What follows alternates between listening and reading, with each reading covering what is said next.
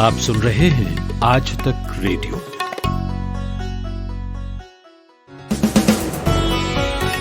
पच्चीस अगस्त है आज और ये है आज तक रेडियो पर शाम का न्यूज एनालिसिस दिन भर। मैं हूं कुलदीप मिश्र। टिकट तो आप बुक कराने गए थे ट्रेन की, लेकिन आपका डेटा लग गया हैकर्स के हाथ। 7 लाख यात्रियों के साथ ऐसा हुआ है जिन्होंने ऑनलाइन टिकट बुक कराया था। अब इसका मतलब क्या है और इससे विक्टिम्स को नुकसान क्या हो सकता है, ये समझेंगे एक्सपर्ट विराग गुप्ता से। 6 महीने के भीतर कांग्रेस लीडरशिप में बदलाव हो सकता है, ये तो तय कर लिया है पार्टी के सब नेताओं ने। लेकिन ये जो 6 महीने का टाइम है, ये कैसे गुजरेगा? पार्टी के अंदर इस हिमाकत के मुख्य चेहरे कौन हैं और कौन किसके कान काटने वाला है? और वोडाफोन आइडिया, एयरटेल और रिलायंस जियो, इनके लिए AGR यानी एडजस्टेड ग्रॉस रेवेन्यू की बकाया रकम देने का अब आखिरी मौका है, वरना बहुत बड़ा खेल हो जाएगा। इस पर भी बात करेंगे, लेकिन पहले रोज की तरह headlines. Chief justice of India SA Bobde के खिलाफ ट्वीट्स को लेकर प्रशांत भूषण अवमानना केस में आज सुप्रीम कोर्ट ने अपना फैसला सुरक्षित रख लिया है। अटॉर्नी जनरल के वेणुगोपाल और प्रशांत भूषण के वकील राजीव धवन ने सजा नहीं देने की मांग की है। मनी लॉन्ड्रिंग केस में प्रवर्तन निदेशालय के अनुरोध पर भगोड़े हीरा व्यापारी नीरव मोदी की पत्नी के खिलाफ इंटरपोल ने रेड कॉर्नर नोटिस जारी किया है। नीरव मोदी के खिलाफ पहले ही रेड कॉर्नर नोटिस जारी किया जा चुका है। पिछले साल मार्च में गिरफ्तारी के बाद से ही नीरव मोदी दक्षिण पश्चिम लंदन की एक जेल में बंद हैं। हाल ही में उनकी हिरासत अवधि 27 अगस्त तक बढ़ा दी गई थी। राष्ट्रीय जांच एजेंसी ने पुलवामा आतंकी हमले के मामले में चार्जशीट दायर कर दी है। 13,500 पन्नों की इस चार्जशीट में NIA ने 13 आरोपी बनाए हैं। इनमें जैश ए मोहम्मद का सरगना मौलाना मसूद अजहर भी शामिल है। जम्मू कश्मीर के पुलवामा में 14 फरवरी 2019 को CRPF के काफिले पर आत्मघाती हमला हुआ था, जिसमें 40 जवान शहीद हो गए थे। ईस्टर्न लद्दाख बॉर्डर पर चीन के साथ जारी तनाव के बीच भारत ने अपने जवानों को इगला मिसाइल के साथ तैनात किया है। ये मिसाइल ऐसे वक्त में काम आती हैं अगर दुश्मन किसी भी तरह से हमारे एयर स्पेस में घुसने की कोशिश करता है तो उसे नाकाम किया जा सकता है। आज तक को सरकारी सूत्रों से ये जानकारी मिली है। भारत में रेल इंक्वायरी के लिए इस्तेमाल की जाने वाली वेबसाइट रेल यात्री से 7 लाख पैसेंजर्स का डेटा लीक होने की खबर है। लीक हुई जानकारी में यूजर्स के डेबिट कार्ड की डिटेल्स, UPI डेटा और पर्सनल इन्फॉर्मेशन जैसी चीजें शामिल हैं। नेक्स्ट वेब की एक रिपोर्ट के मुताबिक रेल यात्री वेबसाइट ने यूजर्स का डेटा ऐसे सर्वर में रखा था जो सिक्योर नहीं था। रूस अब बेलारूस को अपनी वैक्सीन स्पुतनिक V की सप्लाई करने जा रहा है। रूस के राष्ट्रपति व्लादिमीर पुतिन ने बेलारूस के राष्ट्रपति अलेक्जेंडर लुकाशेंको से फोन पर बात की और वैक्सीन की पहली खेप भेजने का आश्वासन दिया है। कोरोना की वैक्सीन के इमरजेंसी इस्तेमाल पर अमेरिका के प्रमुख संक्रामक रोग विशेषज्ञ एंथोनी फाउची ने गहरी चिंता जताई है। फाउची ने चेतावनी देते हुए कहा है कि ट्रायल में सुरक्षित और कारगर साबित हुए बिना इन वैक्सीन का इमरजेंसी इस्तेमाल सही नहीं है और ये दूसरे वैक्सीन की टेस्टिंग पर भी बुरा असर डाल सकती है। हाल ही में चीन ने कोरोना वैक्सीन के इमरजेंसी इस्तेमाल को मंजूरी दी है। आज तक रेडियो सुनता है सारा जहां। आज तक रेडियो पर आप दिन भर सुन रहे हैं और मैं हूं कुलदीप मिश्र। 2 चीजें लीक होने के लिए बनी हमारे यहाँ, एक चिट्ठी और एक डेटा। चिट्ठी लीक हो गई तो 3 दिन से बवाल हो ही रहा है, आप देख ही रहे हैं, जानते हैं। पर डेटा लीक हो गया तो कोई बात नहीं कर रहा।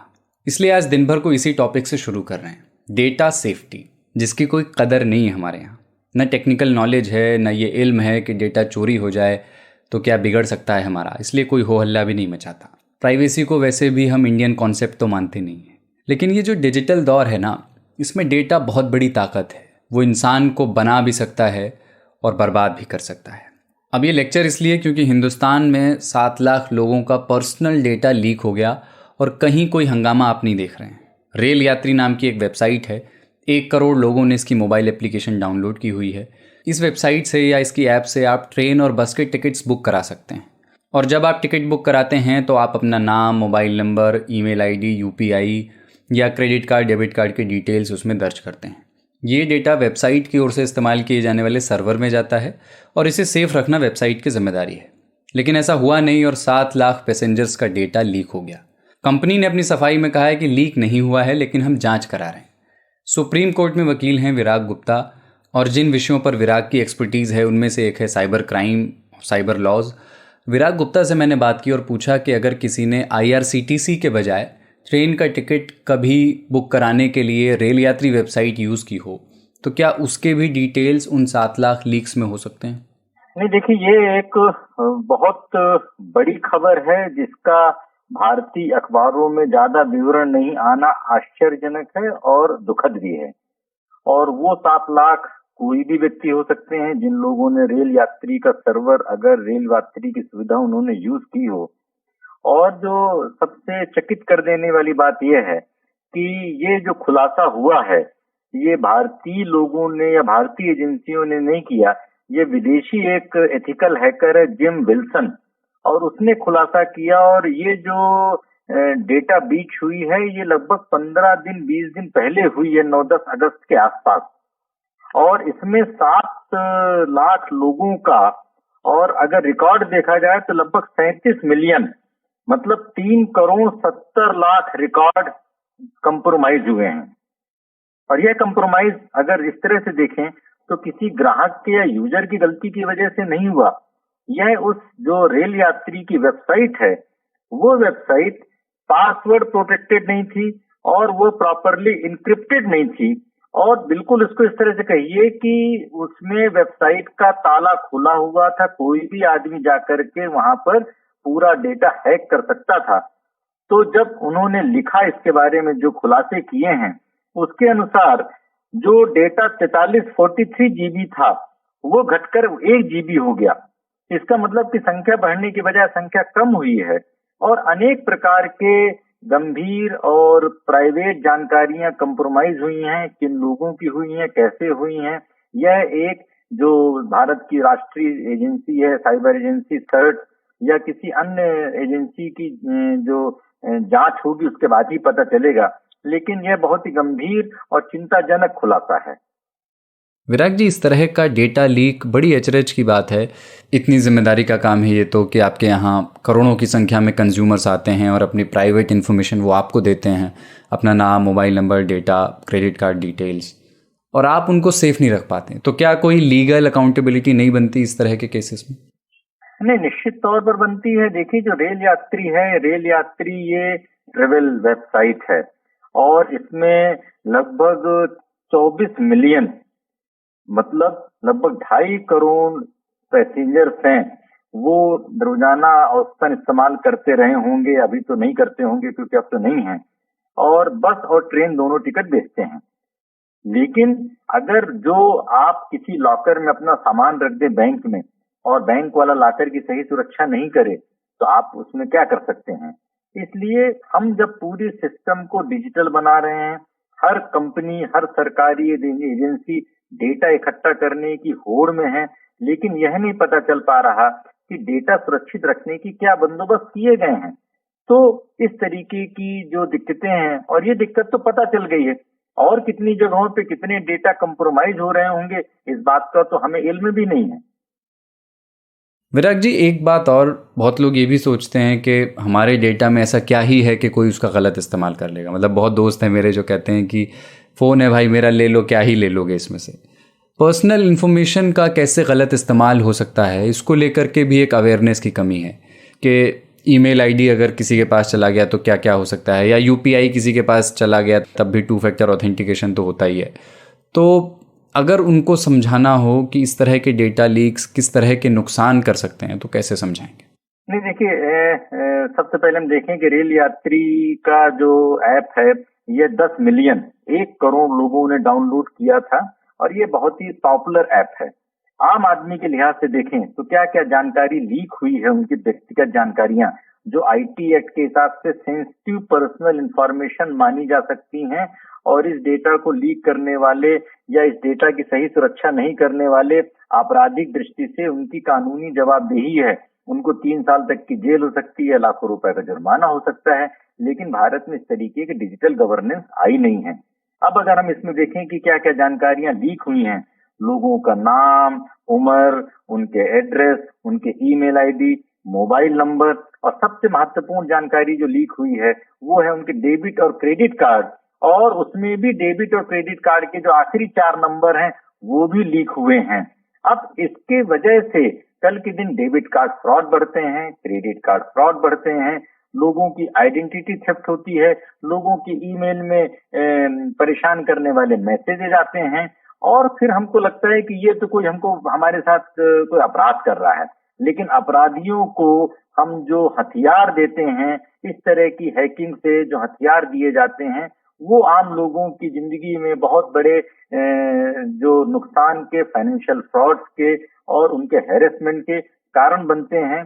और मैं समझता हूँ कि इस एक मामले में हमारा भारत में अभी तक इतिहास या रिकॉर्ड अच्छा नहीं रहा है। और ऑपरेशन प्रिज्म, जिसमें कि 6.25 बिलियन डेटा विदेशी कंपनियों ने अमेरिका में लीक किया, उनके खिलाफ कोई कार्रवाई नहीं की। अभी फेसबुक मामले पर इतना हल्ला चल रहा है, उसमें उन्होंने कैम्ब्रिज एनालिटिका में उन्होंने देश के चुनावों में हस्तक्षेप करने का प्रयास किया, कोई उनके खिलाफ कार्रवाई नहीं हुई। ये खबर तो खबर बनी ही नहीं। और इस तरीके के सैकड़ों डेटा लीक के मामले हो रहे हैं, जहां पर या तो कंपनियों ने लापरवाही बरती है या किसी ने उसको हैकिंग किया है, लेकिन इनके खिलाफ नहीं सीबीआई जांच होती है, नहीं पुलिस कार्रवाई होती है। और लोगों को डिजिटल हम एज में ले जा रहे हैं, लेकिन सरकारें उनको सुरक्षित रखने में विफल हो रही हैं। यह चिंताजनक बात है। ये थे सुप्रीम कोर्ट में वकील और साइबर लॉ एक्सपर्ट विराग गुप्ता। कांग्रेस में अब इस पर एक राय बन गई है कि 6 महीने के भीतर पार्टी में ज़रूरी बदलाव किए जाएंगे, जिसमें लीडरशिप चेंज भी शामिल हो सकता है। लेकिन इससे ये सीधा कंक्लूजन नहीं निकाला जा सकता कि पार्टी का अगला प्रेसिडेंट गांधी सरनेम वाला होगा या नहीं। इस पर क्लैरिटी अभी नहीं है। पर पार्टी के 23 सीनियर लीडर्स ने हाईकमान को जो चिट्ठी लिखी, उसमें जो बातें लिखी हैं उसे गंभीरता से लिया जा रहा है। हालांकि सोर्सेस के हवाले से संवाददाता ये भी कह रहे हैं कि उसकी टाइमिंग पर कल CWC की मीटिंग में सवाल उठाए गए और अहमद पटेल जैसे नेताओं ने चिट्ठी लीक करने पर नाराजगी जताई। मीडिया के हलकों में ये खबर भी है कि कांग्रेस 6 महीने से पहले ही कुछ नए उपाध्यक्ष बना सकती है, वाइस प्रेसिडेंट बना सकती है। लेकिन वर्किंग कमेटी की कल बैठक जो हुई, उसके बाद भी हलचल पूरी तरह थमी नहीं है। कल वर्किंग कमेटी की बैठक के बाद कपिल सिब्बल, शशि थरूर और कुछ सीनियर लीडर्स गुलाम नबी आज़ाद के घर पर मिले। इस बैठक में क्या बात हुई ये तो सामने नहीं आया, लेकिन CWC मीटिंग के बाद इस बैठक का होना ज़रूर तिरछी निगाहों से देखा जा रहा है। मौसमी सिंह आज तक रेडियो संवाददाता हैं, कांग्रेस पार्टी को कवर करती हैं। मैंने उनसे बात की और पूछा कि क्या कांग्रेस में असंतोष का जो चैप्टर इस चिट्ठी के साथ खुला था वो 6 महीने के लिए अभी क्लोज हो गया है या अभी उससे पहले ही इस कहानी में और आतिशबाजियां होनी है। देखिए, ये जो चिट्ठी जिसने सियासी बवंडर खड़ा कर दिया कांग्रेस पार्टी के लिए और काफी किरकिरी पार्टी की भी, कांग्रेस पार्टी ये चाहेगी कि ये मामले का दी एंड कांग्रेस कार्य समिति की बैठक और प्रस्ताव पारित होने के बाद हो गया हो। पर आप देखिए कि उसके बाद भी नेताओं ने बैठक करी और कुछ बड़े नेताओं ने, कपिल सिब्बल, विवेक तनखा ने ट्वीट करके भी कहा कि हम देश हित में ये काम कर रहे हैं, हम चाहते हैं कि हमारा देश बचा रहे। तो सवाल ये खड़ा होता है, क्योंकि इनमें से कई पूर्व मंत्री हैं, कई सांसद हैं, कि क्या ये चुप रहेंगे, क्योंकि जो बैठक हुई उससे ये लगता है कि ये अब इंतजार करेंगे कि क्या बदलाव पार्टी में होता है, क्या उन्होंने जो सुझाव दिए थे वो पार्टी आलाकमान अमल करता है या नहीं। क्योंकि कहीं ना कहीं प्रस्ताव से भी आप देखिए तो ये संकेत है कि कांग्रेस प्रेसिडेंट अधिकृत है कि वो पार्टी में बदलाव कर सकती हैं। तो इस ओर इशारा हो रहा है कि शायद कुछ बदलाव हो सकते हैं। तो ऐसे में ज्यादातर नेता तो चुप रहेंगे, पर कुछ जो सरीखे नेता हैं, मंजे हुए खिलाड़ी हैं, जैसे आनंद शर्मा जैसे नेता हैं, कपिल सिब्बल, शशि थरूर, गुलाम नबी आजाद, ये इंतजार करेंगे कि आखिर पार्टी ने उनकी चिट्ठी पर क्या कार्रवाई। मौसमी पी चिदम्बरम ने भी कहा कि पार्टी में डिसकंटेंट है, असंतोष है और असंतोष होगा तभी चेंज आएगा, ये उनका बयान है। लेकिन खबरें आई थी कि कुछ लोग इस चिट्ठी के समर्थन में है, कांग्रेस के भीतर ज़्यादातर नेता समर्थन में है, पर कुछ नेता इसके खिलाफ भी हैं। तो ये जो 6 महीने का समय है, क्या उसमें इन दोनों धड़ों में किसी तरह का टकराव भी दिख सकता है? अगर कांग्रेस पार्टी की आप चिट्ठी को देखें तो चिट्ठी जो है, अगर ये लीक नहीं होती तो कांग्रेस कार्य समिति में इस चिट्ठी पर चर्चा होती, पर चिट्ठी लीक हो गई तो लीक पे चर्चा होने लगी। वरना अगर चिट्ठी का कंटेंट देखें, जिसमें कुल मिला के कहा गया कि हमें एक फुल टाइम प्रेसिडेंट चाहिए जो जमीन पर भी नजर आए, एक्शन मोड में नजर आए, एक CWC जो रिएक्शन कम एक्शन ज्यादा करे, और चाहे वो पार्लियामेंट्री पार्टी हो या तमाम ब्लॉक लेवल से लेके ऊपर तक के संगठन, उनमें बदलाव होना चाहिए। पार्टी में कुछ जान फूकी जानी चाहिए। शायद ही कोई ऐसा बड़ा नेता होगा जो बंद कमरे में एडमिट ना करे कि ये चिट्ठी सरासर मतलब 100% नहीं तो कम से कम 80-70% सही है। टाइमिंग और लीक को लेके सवाल जरूर खड़े हो सकते हैं। तो ऐसे में एक बड़ा धड़ा है जो उस समय भी मौजूद था, कांग्रेस वर्किंग कमेटी में भी मौजूद था, जिसने हस्ताक्षर नहीं किए हैं चिट्ठी पर और जो इन नेताओं के खिलाफ बोल रहा था, पर वो शायद इस बात से सहमत हो कि जो पॉइंट बोले गए हैं वो कहीं ना कहीं सही है। और यही वजह है कि सबको इंतजार होगा, क्योंकि कई लोग की जुबान बंद है, कई लोग की हस्ताक्षर नहीं है चिट्ठी पर, ऊपर वो चिट्ठी से सहमत है। अब मामला भटक जाता है या मामले पे अमल होता है, ये हमें इंतजार करना होगा। ठीक है, 23 नेताओं ने इस चिट्ठी पर साइन किए हैं मौसमी, और आप कांग्रेस को अच्छे से समझती हैं, अरसे से उसे कवर कर रही हैं। क्या ऐसा कह सकते हैं कि पार्टी एक ऐतिहासिक मुहाने पर खड़ी है और हाईकमान के खिलाफ पब्लिकली बोलने का जो भय होता था कांग्रेस में, वो अब रहा नहीं? तो यहाँ से या तो बदलाव आएगा जिसकी मांग की जा रही है, या फिर पार्टी टूट भी सकती है, लोग पार्टी छोड़कर जाने भी लग सकते हैं। जी देखिए, 2019 के चुनाव के बाद ही लगातार लग रहा था पार्टी धरातल पे है और लगातार इस तरह के काम कर रही है जिससे उसकी छवि और डैमेज हो रही है। और हर बार ये कयासबाजी जोरों पर थी कि क्या पार्टी में स्प्लिट होगा, क्या पार्टी में बगावत होगी, क्योंकि कहीं ना कहीं आप देखिए बिना आग के धुआं नहीं उठता और कहीं ना कहीं असंतोष है पार्टी आलाकमान, पार्टी नेतृत्व को लेके, स्टाइल ऑफ फंक्शनिंग को लेके, रिमोट कंट्रोल पर चल रही है कांग्रेस पार्टी। सोनिया गांधी ज्यादा स्वस्थ है नहीं और राहुल गांधी फैसले ले रहे हैं पर वो पद संभालना नहीं चाहते। तो ये सब असंतोष और ये सब असमंजस पार्टी में बना हुआ है और शायद यही वजह है कि आप देखिए कि आज इस कगार पे कांग्रेस खड़ी हुई है, एक ऐसा चौराहा जहां से आगे का रास्ता उसको समझ में नहीं आ रहा। और वाकई में ये एक ऐतिहासिक बगावत है, क्योंकि कांग्रेस पार्टी में गांधी परिवार जो है वो ब्रह्मास्त्र है पार्टी का, उसके खिलाफ कुछ भी बोलना बहुत बड़ा दंड माना जाता है।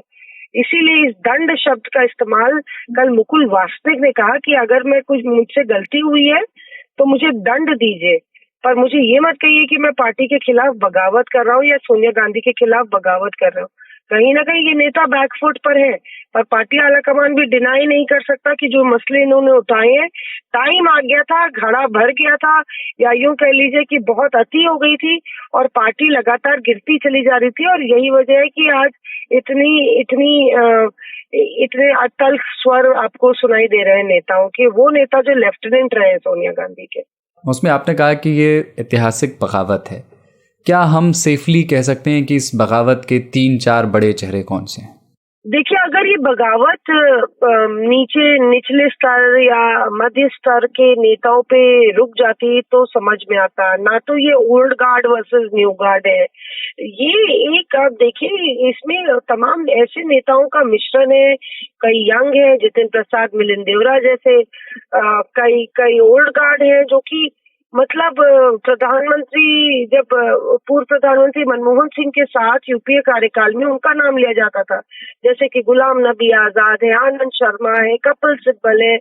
ये बड़े नाम है, ये बड़े चेहरे हैं जिन्होंने पार्टी की नीतियों को तय किया है।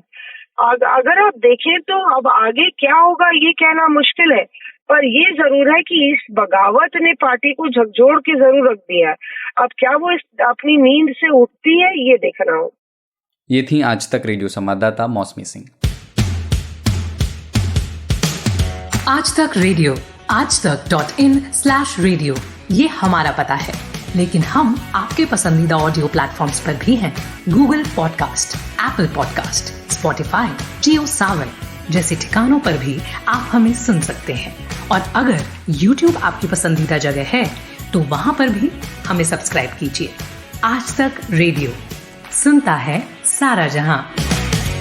आप जिस कंपनी का मोबाइल कनेक्शन इस्तेमाल करते हैं, यानी सिम इस्तेमाल करते हैं, उसके लिए करो या मरो की स्थिति पैदा हो गई। आपने शायद ये शब्द पहले भी सुना हो, एडजस्टेड ग्रॉस रेवेन्यू यानी AGR, ये एक रकम है जो स्पेक्ट्रम का इस्तेमाल करने वाले टेलीकॉम ऑपरेटर्स को सरकार को चुकानी होती है। वो चुकाई नहीं किसी ने, ना एयरटेल ने, ना वोडाफोन आइडिया ने, ना रिलायंस जियो ने। तो ये मामला सुप्रीम कोर्ट में चल रहा था और अदालत ने कई दौर की सुनवाई के बाद अपना फैसला सुरक्षित रख लिया। कल सुप्रीम कोर्ट ने आखिरी सुनवाई करते हुए कल कहा कि अगर कंपनियां अपना बकाया नहीं चुकाती हैं तो वो सरकार से कहेगी कि उनका स्पेक्ट्रम और लाइसेंस रद्द कर दे। और अगर लाइसेंस और स्पेक्ट्रम रद्द हो जाएगा तो क्या होगा आप जानते हैं। ये फैसला भारत में पूरे टेलीकॉम सेक्टर की स्थिति को बदल कर रख सकता है। हमारे सहयोगी हैं बिजनेस टुडे के मनु कौशिक, और टेलीकॉम सेक्टर पर बढ़िया काम है उनका, बारीकी से समझते हैं वो टेलीकॉम सेक्टर को। मैंने उनसे बात की और पहले पूछा कि ये एजीआर केस है क्या। हाँ, एजीआर का मसला जो है ये काफी पुराना है, तकरीबन 15 साल पुराना मसला है ये।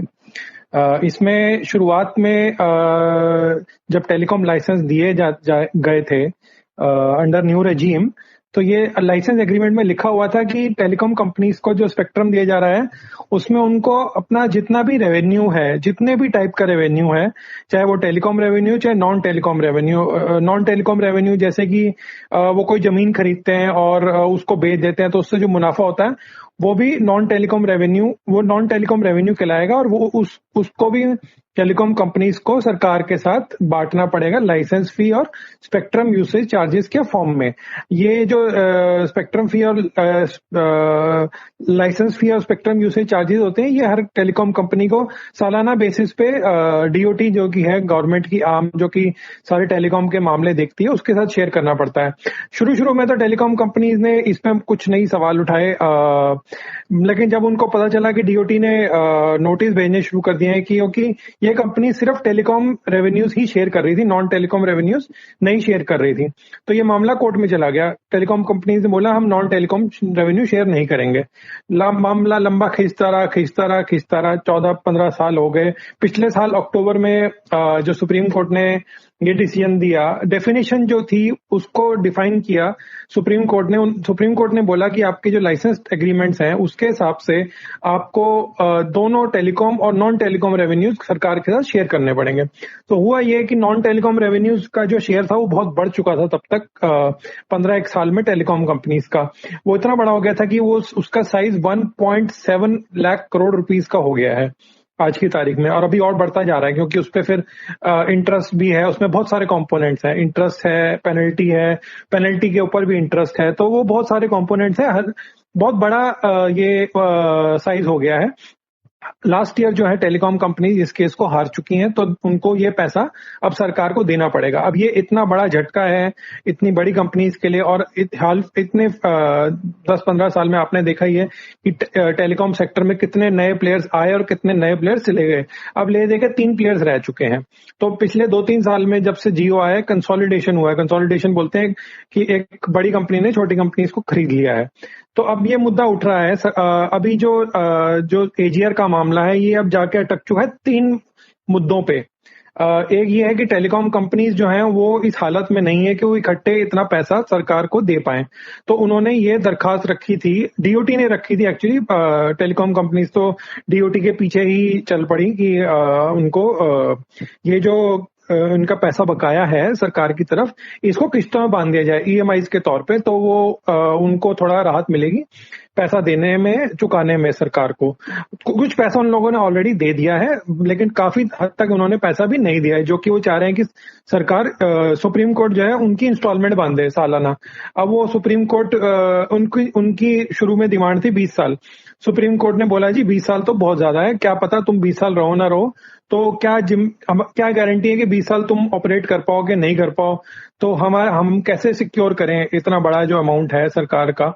तो टेलीकॉम कंपनीज ने तर्क दिया कि भाई हमारे जो क्या बोलते हैं स्पेक्ट्रम है वो एक तरीके का हमारी गारंटी है। स्पेक्ट्रम का साइज, स्पेक्ट्रम के प्राइसेस आपको पता ही कितने ज्यादा हैं। टेलीकॉम कंपनीज ने भर के स्पेक्ट्रम खरीदा हुआ है, भर के उन बैंक गारंटी ली हुई है और ऑलरेडी पे कर चुके हैं। तो टेलीकॉम कंपनी ने बोला ये आप स्पेक्ट्रम जो है ये हमारे लिए एक तरीके की सिक्योरिटी आप समझ लीजिए। अच्छा, जब जैसी टेलीकॉम कंपनीज ने ये बोला तो एक सुप्रीम कोर्ट ने एक नया इसको निर्देश नहीं कहूंगा, एक नया मोड़ दे दिया इस पूरे केस को। सुप्रीम कोर्ट ने ये बोला, 2 मुद्दे नए उठा दिए सुप्रीम कोर्ट ने पिछले महीने भर में, कि अगर आप स्पेक्ट्रम की बात करते हो तो उस स्पेक्ट्रम का क्या होगा जो कि कंपनीज दिवालिया घोषित कर चुकी हैं, उनका स्पेक्ट्रम जो आजकल की कंपनी जो चल रही हैं, जियो, एयरटेल, इन्होंने जो खरीदा हुआ है, उसका क्या होगा, उसका जो रेवेन्यू, उसका जो एजीआर है वो कौन देगा, वो कौन पैसा भरेगा। तो मुद्दा यहाँ पे अटक चुका है। मोटा मोटा मैं आपको समझा देता हूँ, 3 मुद्दों पे अटक चुका है।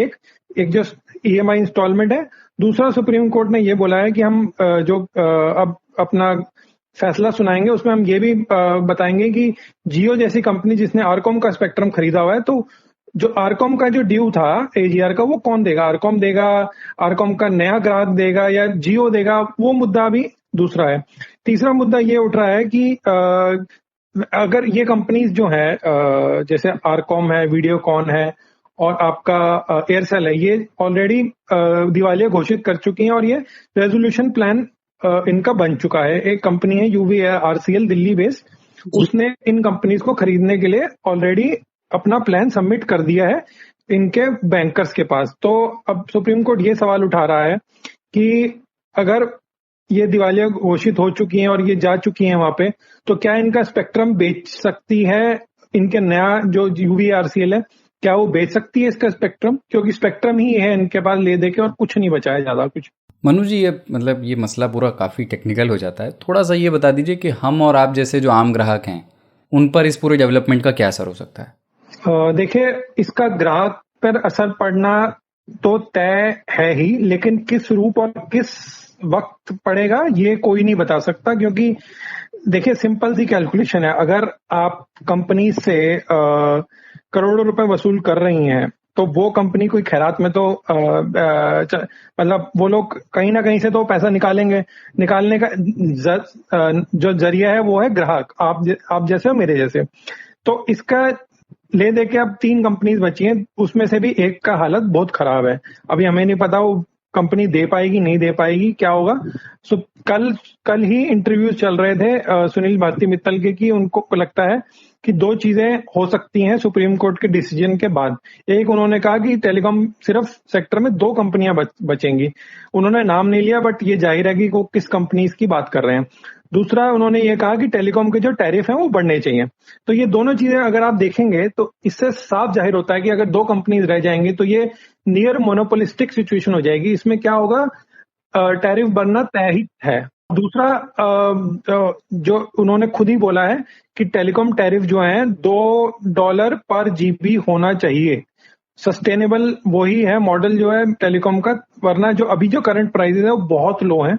तो उन्होंने साफ जाहिर कर दिया कि टेलीकॉम टैरिफ बढ़ेंगे। तो जब ये बढ़ेंगे, अब वो कब बढ़ेंगे, इस साल बढ़ेंगे, अगले साल बढ़ेंगे, उससे अगले साल बढ़ेंगे, ये बताना थोड़ा मुश्किल है, लेकिन मतलब ये शर्तिया है कि ये टैरिफ बढ़ना तय है।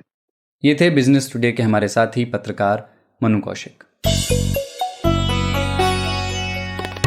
दिन भर में चलते चलते हेडलाइंस एक बार फिर। Chief justice of India एस.ए. Bobde के खिलाफ ट्वीट्स को लेकर प्रशांत भूषण अवमानना केस में आज सुप्रीम कोर्ट ने अपना फैसला सुरक्षित रख लिया है। अटॉर्नी जनरल के वेणुगोपाल और प्रशांत भूषण के वकील राजीव धवन ने सजा नहीं देने की मांग की है। मनी लॉन्ड्रिंग केस में प्रवर्तन निदेशालय के अनुरोध पर भगोड़े हीरा व्यापारी नीरव मोदी की पत्नी के खिलाफ इंटरपोल ने रेड कॉर्नर नोटिस जारी किया है। नीरव मोदी के खिलाफ पहले ही रेड कॉर्नर नोटिस जारी किया जा चुका है। पिछले साल मार्च में गिरफ्तारी के बाद से ही नीरव मोदी दक्षिण पश्चिम लंदन की एक जेल में बंद हैं। हाल ही में उनकी हिरासत अवधि 27 अगस्त तक बढ़ा दी गई थी। राष्ट्रीय जांच एजेंसी ने पुलवामा आतंकी हमले के मामले में चार्जशीट दायर कर दी है। 13,500 पन्नों की इस चार्जशीट में एनआईए ने 13 आरोपी बनाए हैं। इनमें जैश ए मोहम्मद का सरगना मौलाना मसूद अजहर भी शामिल है।